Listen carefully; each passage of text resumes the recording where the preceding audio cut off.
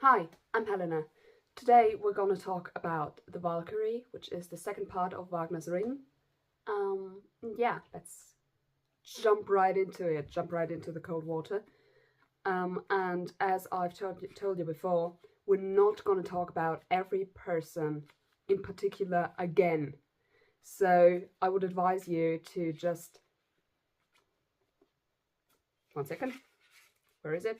To just like go 1 week back and start with Rheingold. This may not be such a huge impact now because honestly you could probably watch the Valkyrie on its own, but the bigger picture will not make sense for you if you didn't watch Rheingold last week or if you don't know what Rheingold is about. There was actually a pretty funny sketch bit in the, I don't know, 70s, 80s in Bavaria, where there was this typical Bavarian guy who was forced by his posh wife to attend the opera, to attend Wagner, and he was sick for Rheingold, but then he was dragged into Valkyrie, so he had to learn it all back. We don't want to do this, so it's really easier to just get 1 week back and watch Rheingold first. Yeah, I think that's it. You should really watch it in order, and you should really like distinguish also between like the Wagnerian series, which is what this is currently, where I just explain what the stuff is about, and between the Bayreuth series, because the Bayreuth series is kind of, well, growing on the fundament, I don't know, of what I tell you here. It will not get you anywhere if you have no idea what the ring is about, and then you are thrown into this very modern world without wars, without giants and all that, without gods. So it really wouldn't make sense. So advise you, first Wagnerian series, second, if you don't have enough already, Bayreuth series. Just saying. And I will upload these like with bigger time in between. So that was my cat, I'm so sorry. With bigger time in between, so that the algorithm, I suppose, only gives you the latest video, so they will not properly show you the first video of the Wagnerian series, which was last week, because currently there are like 13 views on the Wagnerian series and 45, which is insane, on the Bayreuth series, which is not the intent. Anyway, please watch these in order, and please watch the Wagnerian series unless you're really, really into the ring and all first. Yeah, I would also advise you to kind of, if you're interested in the ring, then to subscribe at least for these like 4 weeks. You can of course unsubscribe after this, so this is no big deal. I'm okay with that. I just want to have you to, I just want you to have the best experience. But anyway, we're gonna start with, it's one, obviously one reclam. So we only have 6 persons and we know 2 of them already, which is great. By the way, yeah, I highlighted a few people, I'm gonna say, but never mind, because I'm never gonna sing it, so who cares. So first of all, we know Wotan. Talked about him last week. Know that he's basically, as all king of gods, he has a few half-god children. Yeah, well, in this case, he has mortal children. Spoiler alert! Again. Already in this short time, I'm already saying spoiler alert. He has children who are half-god, but they are mortal. So never forget, they are mortal. They can die. And they will eventually, because out of the Valkyrie, nobody survives. Great, isn't it? So he has children. He just has 2 children. We're gonna go into them. So we mostly get this, well, like while we go through, about his 2 children. Then we have, of course, Fricka, already have her. Hunding is just like his son-in-law, married to his daughter. And Brunhilde. So now we're getting to the really important stuff. Brunhilde and the Valkyries, okay? So, the Valkyries are what normal people expect when we say an opera singer. It's the fat lady everyone talks about when they say opera hasn't stopped until the fat lady has sung. That's the fat lady. It's supposed to be Brunhilde. So she's the woman who's like armored, who's got the helmet on, who's got the spear, who's got the shield. So she is that woman. Yes, she was played by Bugs Bunny. We all know. We all laughed about this. It has nothing to do with this, by the way. It's just the image that we have of an opera singer is a Wagnerian Valkyrie, specifically Brunhilde. So, Brunhilde is, she is, well, all the Norse gods are mortal, but they are immortal for a very, very long amount of time until the end of time, and then they die. They're not like the real mortals who have a normal lifespan, which for us is a normal lifespan. And Wotan has 9 daughters. The 9 daughters are the Valkyries. Their names really don't bother. They're just 2 names out of the Valkyries you really have to remember. It's A. Brunhilde and B. Waltraute. Yes, these are the names. I'm sorry. It's Germanic. Have to live with that.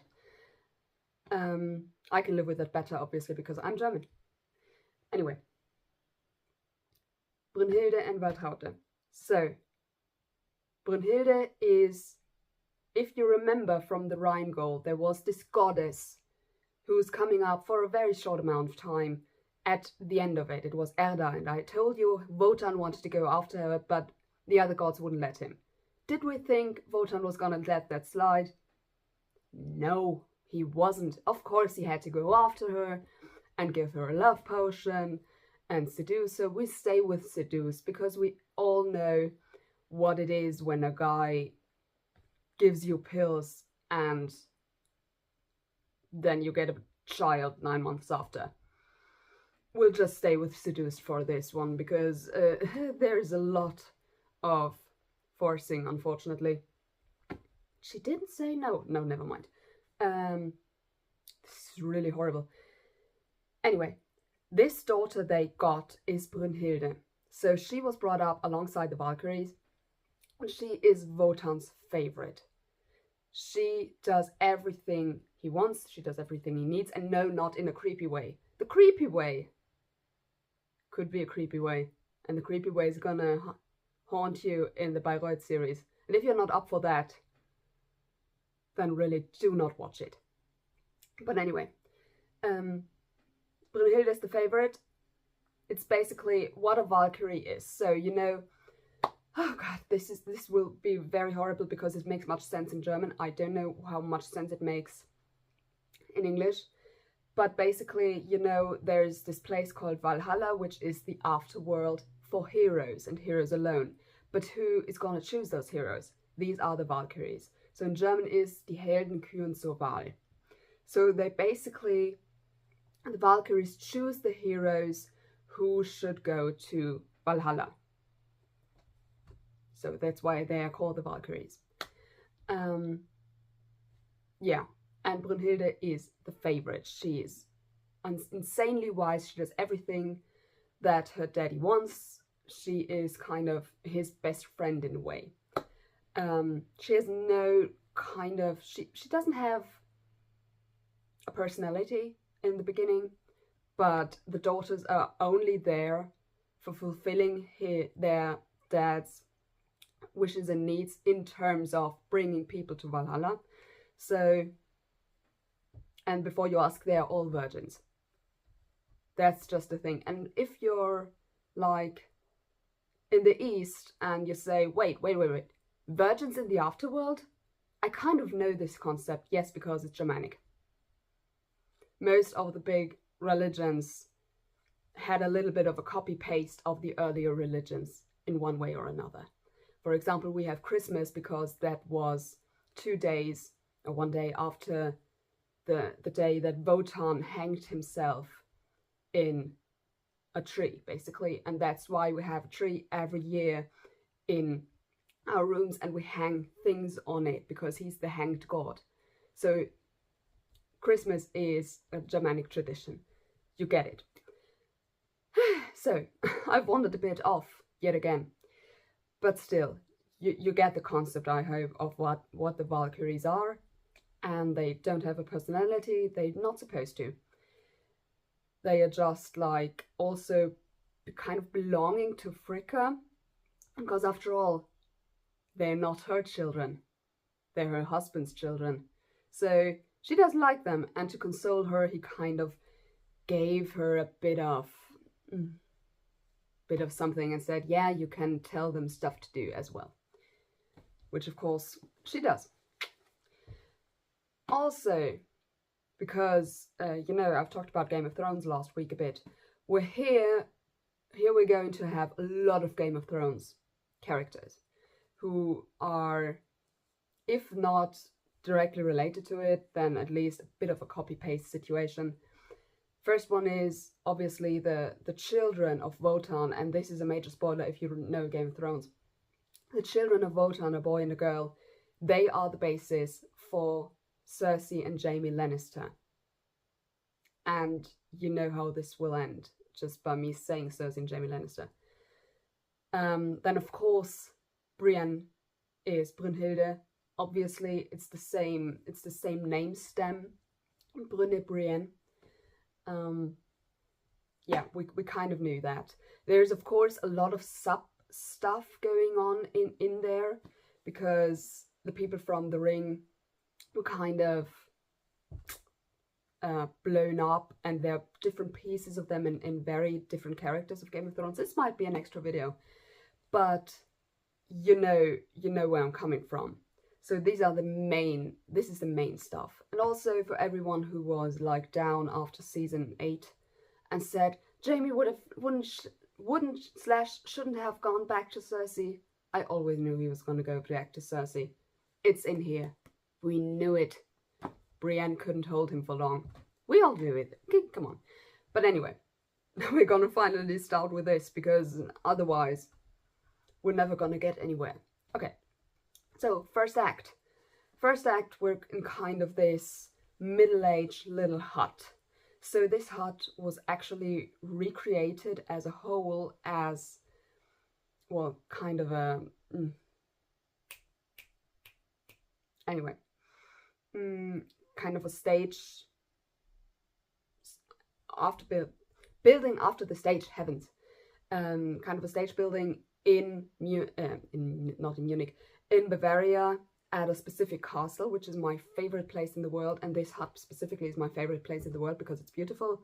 And if we go there, then I'm going to show it to you, and you'll know what I mean. So if I explain it to you now how it looks, you will probably see it if I go there. Anyway, so we have this little hut.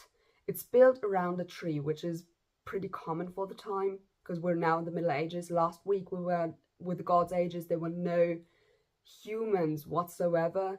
Today we're in the human world. We're in the Middle Ages. And we have this hut, which is built around a tree. And in this tree, inside the tree, there is a sword. And you might ask yourself, why is there a sword? Did the owner, did he just say this is a good place for it? No, it is not. Actually, no one's able to retrieve the sword at this point. Anyway, basically who lives at this hut are a guy named Hunding and a woman who is at this point unnamed. Let's just name her Cersei. You know where we're getting. And they live there together as husband and wife. Normally, in the most stage productions, Hunding is much, much older than Sieglinde. Sieglinde is spoiled it. Anyway, Cersei's about 20 when this begins, and she has been married to Hunding for a long time. And you always have to remember this were different ages. As soon as a girl was a woman, if you know what I mean, she had to get married. So 12 years old, probably 13 years old, she was married off to this guy who was 60, 70 years old. And she's of course slaving away. In the beginning, she is alone. She's alone at the hut. He's not there, he's going somewhere, and she does like the usual housework. But then suddenly a guy comes in, and he's exhausted. He's done. It's not the best time for him. He's out, basically. He just wants to go to the hearth, warm himself a bit, and then be good. And he's kind of slumping and rolling himself together and sleeping a bit. And Sieglinde, Cersei, comes in and says, "Oh, wow, this guy, what's he doing here? This is strange. I shouldn't have a guy in my home while my husband's not home." But they kind of connect a bit, and we'll call the guy Jamie just for some purposes. And they kind of connect. They have this kind of moment. She gives him water. She gives him a bit of beer, I think. Yes, beer. So that he will get get hydrated, and to get him back on his feet. So they share these really kind of tender moments, and these are of course immediately contrasted by her husband coming home. And immediately we know as viewers that, like, let's say this is not a happy marriage, because there are actually productions of this, especially in Vienna, which are very, very clear that, let's say she flinches when he comes near and he raises his hand, stuff like that, you know what I mean. So they're not happy, and she immediately says, "Okay, good. I just wanted to help him. He's really down. I'm kind of, I just wanted to help him." And he's, "Okay, who's this guy? So, bro, what are you doing here? Like, what's wrong with you?" And Jamie tells the story. They have dinner, and Jamie tells the story that he was brought up in another hut in another hut in the woods, and that he had this twin sister. Know where this is going, obviously. He had this twin sister, and he had a mother, and he had a father. And one day when he was out with his father on the hunt, they came back from it. Their house was burned down, their mother was dead, and his sister was gone, basically.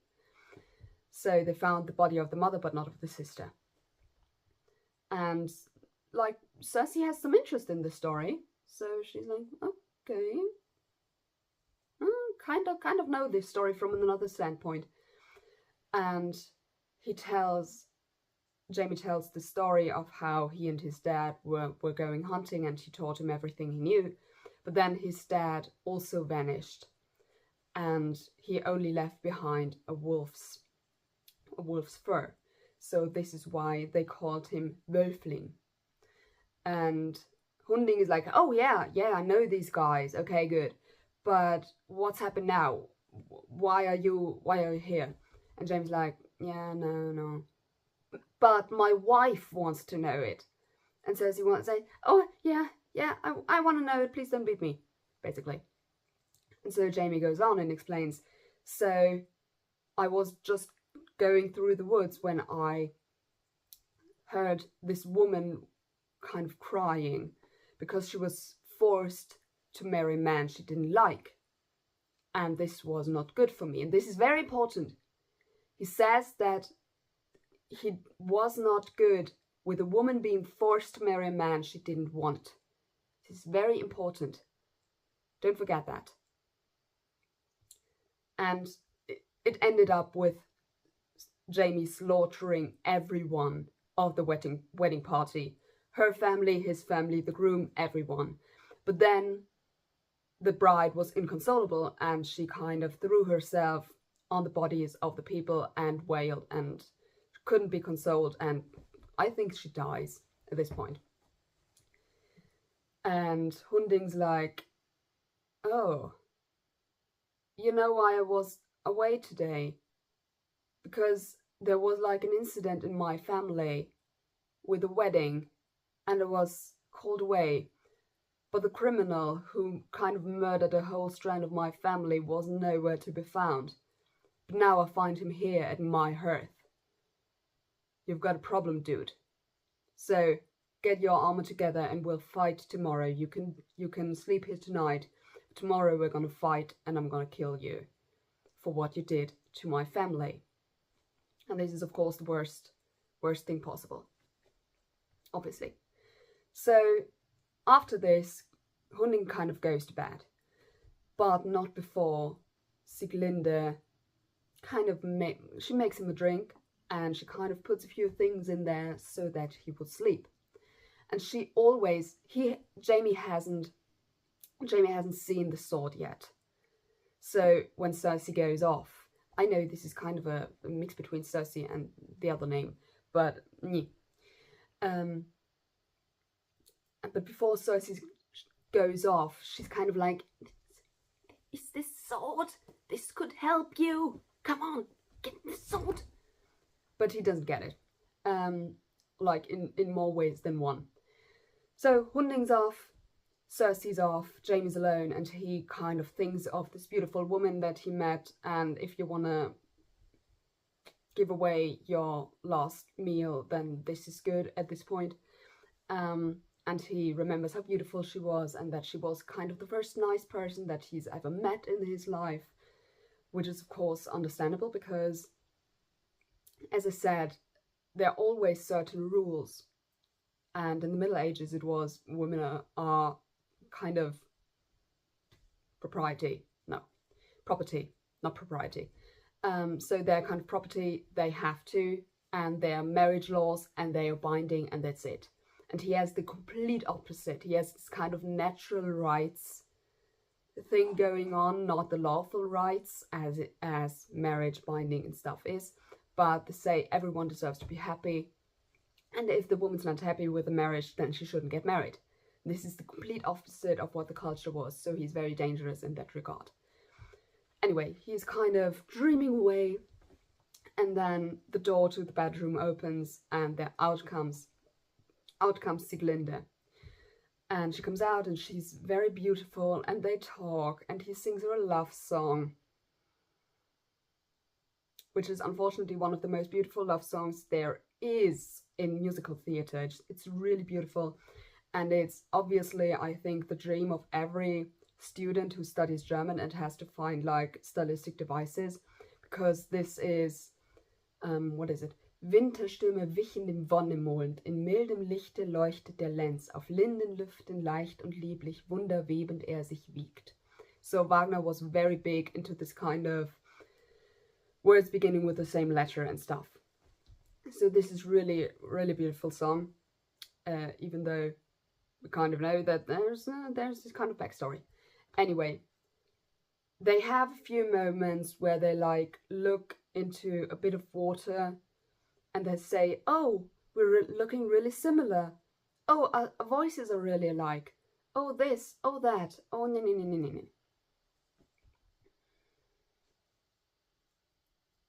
You know where this is going, obviously. And if you might think that they're just gonna hop off hand in hand, no, they're not. Anyway, they are in this kind of, oh, why are we so similar? Oh, I've lost a twin brother when I was young. Oh, I've lost a twin sister. Yeah. Anyway, they end up by Sieglinde telling Cersei, telling Jaime what happened. Basically that she was forced to marry Hunding at a very young age, but then this guy came in while she was married on the wedding day. And then this guy came in, and he was like this really big, huge creature with a cap, with a I don't know, with the cap on his head. And you could only see one eye. Know it from last week. And he came in, had the sword in the hand, and he got it inside the stem of the tree. And he said, only for the most powerful guy, only for the one who's worthy, he will be able to retrieve the sword and use it. But he's got my blessing. Anyway, she tells him that, and she says, I think you're the one, so you should get this sword out of the tree. Okay. So obviously Jamie has all this like pulling action going on, and he is obviously successful, and he names the sword Notung. Don't ask, it's just a word. But we will come back to the sword in later episodes, so it's called Notung. Anyway, Cersei is so happy that she calls herself, or she names herself Sieglinde, and she names the guy Sigmund. Don't ask. So she basically says, oh, now you've got the sword, but you won me alongside the sword. I am your sister, Sieglinde. And now if you've got a sister or if you've got a brother, you should leave this video before I say the following sentence that Sigmund unfortunately also says, you gone? Okay, good. He says, bride and sister you are to your brother, so let's have Walsung blood blooming. Yes, my cat says it exactly. I'm sorry. You want to sleep there? You have to listen. I'm sorry. Anyway, so they are, I don't know, it's called Welsungen in German. So before Sigmund had called himself a Wölfling, but they are actually the like fake name that Wotan used when he was with their mortal mother was Welse, so they are Welsungen actually, and not what Sigmund said before, Wölfling. So this is the first act. And if you say, wait, they are twin brother and twin sister, what do they mean by having blood blooming? This is like weird. And let's just say, if they didn't do what you all fear they do, then it would be the end after the Valkyrie, and we wouldn't have Siegfried. No, like literally, we wouldn't have Siegfried. You know where we're going. So, second act. And you might say, before we go to the second act, you might say, this is insane. But just think about it. Wotan has this plan. He knows that he personally cannot retrieve the ring from Fafnir. And I mean, now you should have seen the Rheingold to understand this.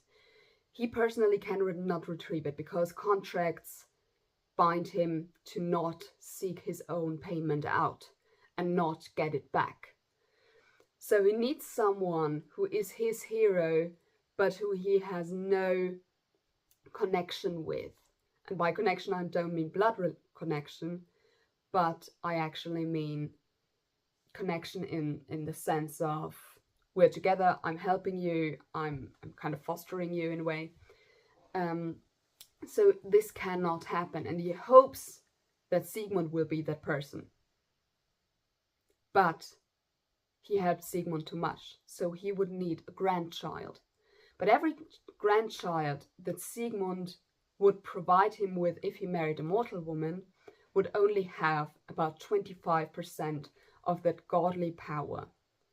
So the only woman Sigmund could have a child with, where the blood would not be lesser, in a sense, would be Sieglinde. So when they have a child with both having 50% of, well, their father's blood, the godly DNA, then their child also has 50% godly DNA. And yes, this is horrible, but it is the thing. And it makes it even worse because Tywin Lannister actually wanted this. So this was his plan all along, to have his children separated and then have them come back together, fall in love and make an heir. Woohoo! Great, isn't it? Wonderful. Yeah, just had to say that anyway. So he wants his grandchild to ultimately go, murder Fafnir, get the ring back, and then we're all going well. Not knowing that there's still that kind of this curse going on, and this is the only reason why he even does all this. Because he cannot leave the ring be. It's the curse of it. So, second act! Woohoo! Second act, we are now we're kind of in between Midgard and Asgard. If you don't know what they are, please watch Rheingold. We're kind of in between Midgard and Asgard, and we've got Wotan going on, and we've got his favorite daughter Brunhilde going on. Yeah, so she comes on, and he basically says, okay, there's this fight which is gonna happen between Hunding and my son Sigmund, and I want you to fight alongside of Sigmund. Very easy. And Brunhilde's like, yeah, good, we're gonna do it. But then she says, oh, shit, I think I hear Fricka coming. I'm gonna be gone, and you can do it with the fallout. And then, of course, Fricka comes. And as you remember, Fricka is the goddess of marriage. You know where this is going. So she's kind of not this happy for some reason about Sieglinde committing adultery and running around with Sigmund. Never forget, she's mad about them committing adultery. That they are twins and they're going to bed with each other. It's not that horrible for her. She only says that like pages later. But primarily, anyway, sorry, I lost my thread here. Anyway, Fricka's not happy with that, and she says, you know, Hunding asked me to plea. He prayed to me so that I would do things right and get the wife back to the husband. And Wotan's like, yeah, no. Why are you so grim about this? I mean, this is, like, no. And the problem is, with a very long rhetoric speech and going against each other, Fricka gets him ultimately because she says, you know, you make the rules. If you don't abide to them, then how should anyone else do this? You're the king of gods. If you say rules don't matter, then we're down, basically. And they have this huge kind of falling out, this kind of fight against each other. And ultimately, he says, what do you want? And she says, I want Sigmund dead, because he committed adultery. He took the wife from the husband. They ran away together, but it's his fault. So I want his life. And ultimately, Wotan is also coming into the contest of Best Daddy of the Year, alongside so many others until now. And he says, okay. Why does he say that? Because, I mean, he needs it. Because he doesn't, bro. He doesn't need him anymore. Sieglinde and Sigmund have had a night together. Sigmund has done his duty. He can die. Yes, Daddy of the Year. Wonderful. They are 20. Just remember that. So, anyway. Basically, Fricka goes away and she has this kind of... She's good with this. She's good with what's going on. Everything well. She only has this one scene. In this original staging. The Bayreuth production is a completely different thing. Completely. She has a lot of stage time in the other one. But in the original, she's only in this one scene. So, Fricka goes away, Brunhilde comes back and she's like, hey Daddy, what's up? Where's this going? hear you have a fight, and she was happy about it, so this is not good for us. And he's like, yeah, you remember when I said you should go fight alongside Sigmund? Actually, I wanted to fight alongside Hunding. And she's like, what? Wait, you want me to help kill your son? This is insane. And he's like, no. This is not insane. I'm your father. I'm the king of gods. You do what I say. And he basically tells her the whole story of how she was conceived and all. Of course, in more of the I gave her the love potion and I seduced her kind of way, and not in the what it actually is kind of way. Anyway, still second act. And now the thing is, you remember that Wotan is the god of wisdom, of magic, and of war. So the main three children of Wotan represent those three. Brunhilde is wise beyond measures. Sigmund is war, so that makes Sieglinde the magic. And while they were together, yes, I know, while they were together, you get over it. If you don't want this twin relationship, watch the Bayreuth series, because Sigmund's not the father of Sieglinde's child. It's even worse. But never mind. Sieglinde kind of woke up of this dream when she was with Sigmund, and she's like, F it, I'm going to have him killed because I ran away from my husband. So she has kind of this foreshadowing thing going on, and seeing what is going on between Wotan and Fricka, and she tries to run away, but she's too weak to run away. And Sigmund consoles her, and she says, no, I'm gonna stay with you. And she's like, no, I'm gonna have you killed, this is really horrible. And she kind of breaks down, and she just sleeps. And while she sleeps, Brunhilde appears, and she tells Sigmund that today he is going to die, and that he will go to Valhalla because she chose him to go to Valhalla, and that he's gonna see his father again, that he's gonna like see all the beautiful women there, her sisters and her, and he's really enthralled by this. But then he asks, but what about my sister? She's going to come with me, isn't she? And Brunhilde says, no, she's not. She has to stay here. She has to stay behind. Also because she's expecting. And Sigmund's like, no, I can't leave her behind. Because the thing is, if she is left behind and Hunding is alive, then they've got a pretty big problem, because Sieglinde has the bastard child in her tummy, in her belly. So this will not be nice from Hunding's side, if she even survives the whole thing.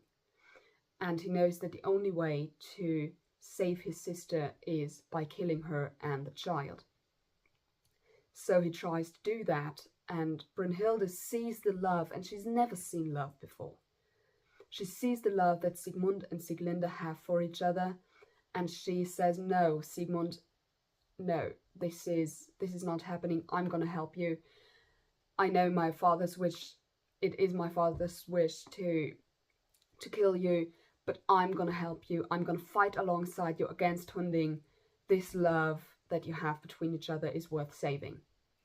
And she kind of also falls in love with Sigmund. And yes, this means that two sisters, because they're all Wotan's children, two sisters are in love with the same guy.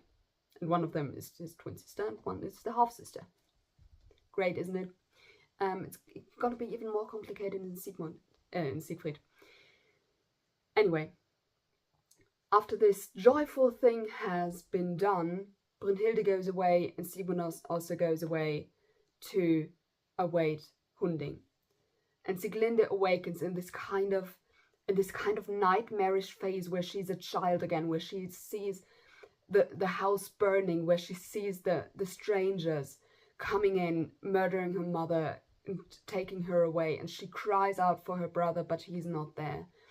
And she's the only one who's on stage at this point, and there's just these fighting noises in the background. And ultimately they come on stage, and they fight, and Brunhilde tries to fight alongside her brother, but then Wotan comes, and Wotan destroys the sword that he himself left for his son, and gives Hunding the time to, well, stab and kill Siegmund. And there's this great production in the New York Metropolitan Opera where Siegmund dies in Wotan's arms. And there's this kind of, oh daddy, I haven't seen you for years, and now I see you here again, and now I die, and I know suddenly who you are. And this all goes down in his head, and this like split second. And everyone is kind of shocked by this. So Brunhilde, because she's a wise girl, she immediately takes Sieglinde and they fly off. Wotan doesn't follow them initially, and he just looks up. He's now visible for everyone to see, for all the mortals to see, and he says to Hunding, go to Fricka and tell her my son's dead, basically. And Hunding's like, okay, how should I go to the Queen of Gods? And he's like, go! And he makes the hand gesture, and Hunding falls down. He's dead. So we already have 2 dead people. Just in this second act. Just in this merely, I don't know, 5 minutes. Anyway, Wotan leaves his son behind. By the way, Siegmund, this means that he will go to hell. Because hell, as we all know, is coming from the Nordic word Hela, and since he has not been chosen and his body has not been claimed by a Valkyrie and he's just laying around there, that means that he will go to Hela, which he wanted. He wanted rather to go to Hela with his sister than alone to Valhalla, that's love, people. You just have to accept it. Third act. Third act is now probably the most famous piece of Wagner alongside the famous Bridal March, and it is the Ride of the Valkyries. So now, this is actually a place, by the way, in Germany. I've never been there, but there's actually like the mountain, the rock, where they supposedly met. So there we are now, and the Valkyries meet, and they're all, oh wow, look what hero I've chosen, look what hero I've chosen. Great things going on, and then Brunhilde comes in and she has a woman with her, and a pregnant woman at that, because they all see that for some reason after like what, 5 hours. And Brunhilde comes in and says, by the way, father is behind me, he's coming. This sounded horrible. Anyway, father's coming from there. He's really angry. Can any one of you lend me their horse so that we can go away, because mine's at the end? And they're like, yeah, no, I kind of don't want that, because it's still our father and you should stick up with that. And she doesn't get a horse. So Sieglinde is just like, don't care about me. By the way, she doesn't know she's pregnant. The Valkyries know, her daddy knows, her brother knew, but she herself doesn't know it yet. So she's just like, let me die. Come on, I'm out of this. Please just leave me. And Brunhilde's like, no, you're not. I've got here the pieces of the sword of Siegmund, and please, you're pregnant, you're expecting. Live for your child. And this is the point where Sieglinde is like, yes, I have a purpose in life again. And she runs away into the woods. And you might say, this will not help her. Yes, but it's the same woods where Fafner lives. And Mime, by the way. Like all the giants, well, the dwarves are going around there. So Wotan will not step foot in this. And she runs away into the woods and never to be seen again. Brunhilde stays behind to await the punishment of her father. And he's so effing angry. He kind of basically gives her the worst punishment there could ever be for a Valkyrie, which is, you will not be mortal anymore. I will leave you here. You're gonna be asleep. And the first guy who awakes you, he's gonna be able to take you home to do with you as he pleases, and you're gonna be a wife. You're gonna just be sitting by the hearth and just be, I don't know, sewing something and stuff. And for a Valkyrie, the virgin Valkyries who were used to freedom, who were used to not being bound to a man, who were used to fighting, this is the worst possible prospect.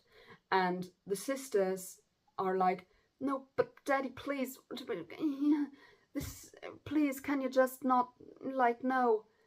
And Wotan's like, no. And everyone who ever sees, this is important, everyone who ever sees her again will suffer the same fate that she does. And you remember at the beginning of this video when I said there was the second Valkyrie, Valtraute. You've not heard about her here, because we're gonna hear about her later, and she's gonna seek Brunhilde out. And always remember that this is the fate that will also, that Valtraute would suffer when she comes back. And she chooses to do this because the times are so bad. But anyway, the Valkyries leave, Brunhilde is at the end, and she breaks down. They have this, even though Wotan's like not the best dad in the world, and I'm doing this on Father's Day, this is even better. Even though Wotan's not the best dad in the world, he and Brunhilde have these beautiful moments where Wotan said, what should I have done? I didn't have any choice, and now you made me this, and you acted against my wishes. What should I do? You're my favorite. I cannot spare you. If I spared you, then people would say he says something, but if you don't abide by the orders, then that means nothing, because you can just live on with your life. And she asks him repeatedly to spare her in some way, and she says, you know, Sieglinde is expecting, she will have this son, please, he will be the biggest hero of all times, make him rescue me. Yes, it's her nephew, still. Please allow him to rescue me. And he's like, no, this is not gonna happen. And she tells him that she loves Sigmund, and it's really beautiful.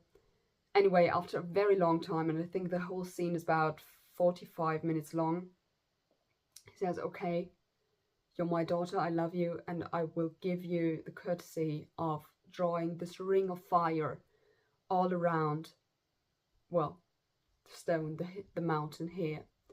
And just the strongest and the mightiest and the most powerful will be able to get through to you. And she's so happy, and they have what I would call the most beautiful